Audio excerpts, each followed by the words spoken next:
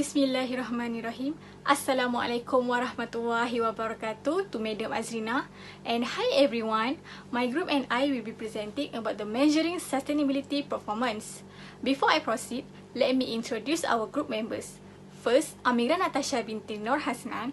Second is me, Izana Nasuha binti Ismail.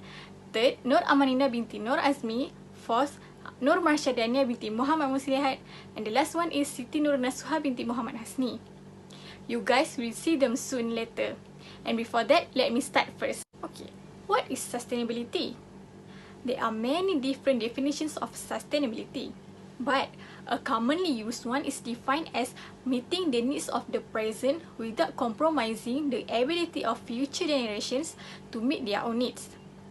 Most discussions of sustainability also highlight the need for organizations to contribute to economic prosperity, environmental quality, and social justice.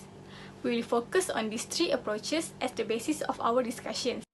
Before that, let me tell you about the purpose of measuring sustainability performance.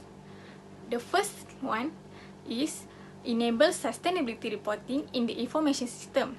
Second, to facilitate management control in order to measure the performance. Third, to influence internal decision making for manager to make decisions. The fourth purpose is to drive the implementation of sustainability practices, which the process of measuring sustainability measurement can be implemented. The fifth purpose is to enable them to meet their sustainability goals and objectives. And the last one is to consider sustainability issues across their supply chain and the social and environmental practices of their suppliers. Okay, as I said just now, there are triple bottom line approach that will give impact to a business. Firstly, environmental performance, which the impact that a business has on the natural environment. Second, the social performance, which the impact that a business has on the relationship between the stakeholders.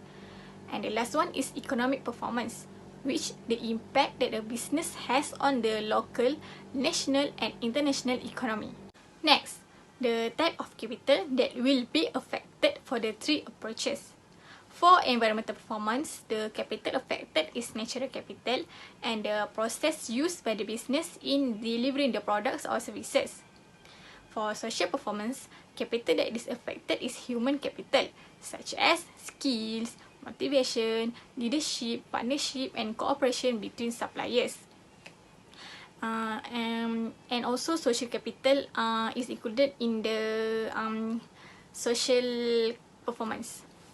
Okay, the last one is economic performance. The capital that will be affected is manufactured capital and financial capital. Manufactured capital is such as buildings, equipments, and infrastructure that is used by the business. And for the example of financial capital is the funds that is available to enable the business to cooperate that reflects the value generated from other types of capitals. Okay, that's all from me. I will pass the next part of presentation to the next presenter, Nur Amanina. Thank you, Iziana. Now let us proceed to the non-financial measure. But before that, let me introduce myself. My name is Nur Amanina binti Nur Azmi. So the non-financial measures measures the quantitative measures that are not dominated in monetary terms. It includes customer satisfaction, market share, new product acquisition rate, and many more. It may give an insight on the organization's influence on stakeholder and society, and it can be served as the indications for future financial performance. Measures are used to assess the activities that an organization can use as and can be regarded as important to achieve their strategic objective. Now let us move on to the benefit of non-financial measure. The first one is it may emphasize on strategy. For instance, if the business is focusing on providing an excellent customer service, so the manager can focus on measuring the customer satisfaction level. The second one is it can be driver for future financial performance. For instance, manager that measures the high level of product quality and also customer satisfaction, so that the high performance can also improve their financial performance. And lastly, it is more actionable since low performance can be investigated easier, more timely, and also more understandable since it is easier to relate in this particular operational level. There will be two non-financial measures that will be discussed in this video. The first one is benchmarking and another one is the balanced scorecard. I will be discussing on the benchmarking. So the benchmarking is a method of comparing the organization product, service, activities to those of other business in order to discover opportunity for development and also conduct and continuous improvement. The advantages of benchmarking is the first one, it will improve the quality of work performance since it helps a company to find out their key features, advantages and also weaknesses.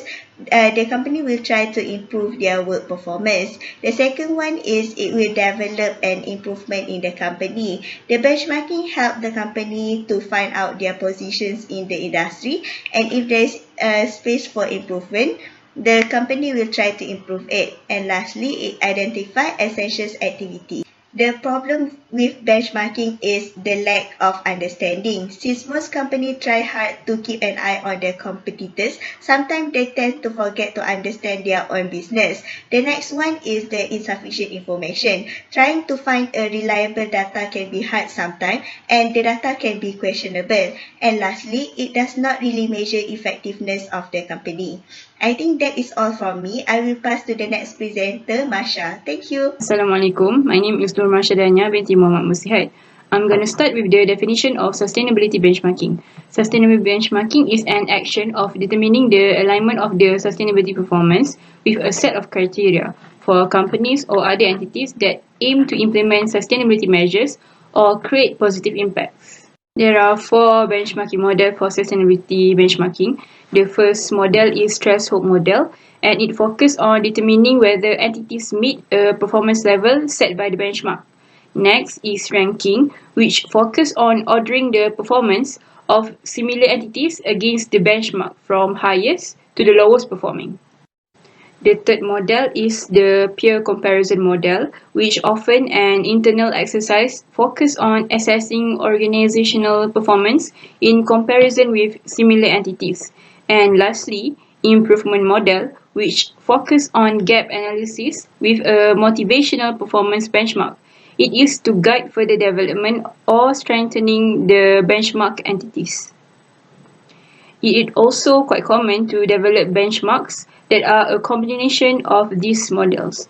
That's all from me. I will pass to the next presenter. Hi, welcome back to our seminar. My name is Amira Natasha, and without further ado, let's look to the real case study for the example of benchmarking, which is Xerox Holding Corporation. It is an American corporation that sells print and digital document products and services. So, in 1980s, Xerox found itself increasingly vulnerable to intense competition from both the US and Japanese competitors such as Ricoh, Canon, and Savin. According to their company analysis, Xerox management failed to give the company strategic direction. So, they found that the company's operating costs, in this case, the prices of its products was high, and its products were of relatively inferior quality in comparison to its competitors. The company's CEO discovered that the average manufacturing cost of copiers in Japanese company was 40 to 50% of Xerox. As a result, Japanese companies were able to undercut Xerox prices effortlessly. Gradually, Xerox developed its own benchmarking model. This model involved 10 steps and categorized under 5 stages, which are planning, analysis, integration, action, and maturity. You can read further on these stages in the link I have prepared in the reference slide. So, Xerox collected data on key processes of best practice companies. These critical processes were then analyzed to identify and define improvement opportunities. For instance, Xerox identified 10 key factors that were related to marketing. For example, customer marketing, customer engagement, and order fulfillment. So, fortunately, they managed to overcome their problem as the major payoff of Xerox focus on benchmarking and customer satisfaction was the increase in the number of satisfied customers. Next, let's proceed to Balanced Scorecard. Balanced Scorecard is a tool that translates an organization's mission, objectives, and strategies into performance measure for each key strategies of the business. It is used to implement strategy and to monitor and manage organizational performance. Next is the benefits of balanced scorecard. The benefits of balanced scorecard are bring structure to business strategy, makes communication easier, facilitates better alignment, and lastly, connects the individual worker to organizational goals. I guess that's all from me. I'll pass the presentation to the next presenter. Thank you. Thank you, Amira. I will continue with the 4 perspectives of the balanced scorecard. So the 4 perspectives are financial, customer, internal business process, and learning and growth. So for the first perspective, which is financial, the key performance indicators for financial perspective are revenue, expenses, return on investment, and net income. So these are the key performance indicators that are used to measure financial performance. Next is customer perspective. So what is key performance indicator for this perspective? We basically look at customer satisfaction and customer retention.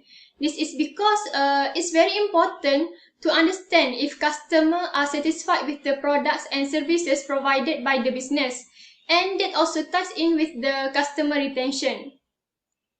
So the next perspective is internal business process. The key performance indicator for this perspective are cost, product quality, and product lead time. Means how long it will take to finish the product. And the last perspective is learning and growth. Why it is important for employee to learn and grow? This is because if the employee skills are lacking, then they are not going to be able to match up with the competitors in the business. So the key performance indicators for this perspective are employee skills, employee training, and employee satisfaction. Now let me give you an example. So for example, you run a restaurant business and your goal is to become popular restaurant in your city by serving delicious food and providing excellent services. Then we can start finding measures for each of the 4 perspectives. So for the financial measures, the performance indicators include sales, gross margin, and net profit. However, your restaurant can only have financial success if it has a lot of loyal customers. So for the customer perspective, you can measure how many customers you serve each month and how satisfied they are with your food. In order to do well along the customer perspective, the company must do its work well. This is measured by the internal business process perspective. Performance indicator here could include the time taking to process an order and time needed to prepare a food. Finally, a company needs to keep on learning and improving. It is captured in the learning and growth perspective with measures that can include the skill acquired by company's employee. So, in the end, all these measures are related to each other. Now, let's proceed with the Sustainability Balance Scorecard. Sustainability Balance Scorecard focuses on 3 different perspectives, which is economy, environment, and society. It helps to develop strategies connected to social, environmental, and financial goals. The Sustainability Balance Scorecard helps to formulate the long-term strategy of a company. The Sustainability Balance Scorecard can be developed using several different approaches. These include building sustainability measures into existing perspective, adding an additional sustainability perspective, or develop a separate sustainability scorecard. So the first one is building sustainability measures into the balanced scorecard means that an organization can integrate relevant and lead economic, environmental, and social measures within existing balanced perspective by working from sustainability strategies and objectives through the normal balanced scorecard cause and effect process. So here are some measures of each of the 4 perspectives of sustainability balanced scorecard. These measures will be integrated with other balanced scorecard measures such as profit, customer satisfaction, various measures of cost and cost drivers. So the next approach is adding an additional perspective to the balanced scorecard. So rather than integrating sustainability measures into the existing perspective of the balanced scorecard, some organizations add an additional perspective. This perspective includes sustainability performance measures that are linked to the other perspective. And lastly, some organizations provide a separate sustainability scorecard. So that's all from our group. Thank you.